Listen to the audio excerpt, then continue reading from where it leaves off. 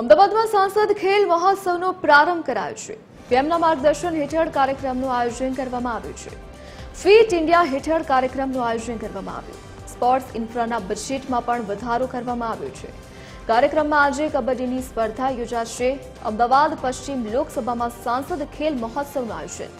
આગામી નેશનલ ગેમ્સમાં ગુજરાતને ફાયદો થશે। મંત્રી શ્રી નરેન્દ્રભાઈ મોદી સાહેબના સીધા માર્ગદર્શન હેઠળ અમદાવાદ પશ્ચિમ લોકસભાના સાંસદ દિનેશભાઈ મકવાણાજી દ્વારા આજે સાંસદ ખેલકૂદ સ્પર્ધાનું અહીંયા આયોજન કરવામાં આવ્યું।